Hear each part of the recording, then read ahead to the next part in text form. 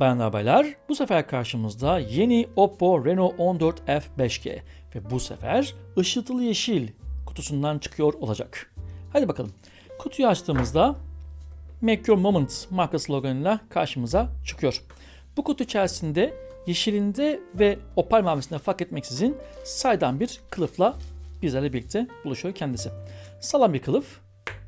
Plastik olarak geliyor. Cihazın kendisi bizi karşılarken ki birazdan inceleyeceğiz. Adaptör ve kablosunun kutu içerisinden çıkıyor olması büyük bir avantaj. Kutu içerisinden 45 Watt Superbook şarj aletiyle birlikte tip A, tip C kablosu da yanında gelir durumda.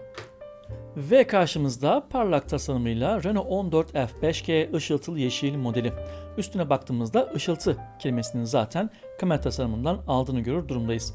6.57'lik ekran ile bizlerle birlikte. Üstüne baktığımızda mikrofon ve IR alıcı verici yani uzaktan kumanda olarak kullanabiliyoruz. Sağına baktığımızda ses tuşları, güç tuşu. Altına baktığımızda hoparlör, tip C giriş, mikrofon ve sim kart. Mikrofon, sim kart, tekrar veriyorum şurası sim kart. Ve sol tarafında herhangi bir giriş çıkış bulunmuyor. Peki sizin bu canavarın tasarımıyla ilgili yorumunuz nedir?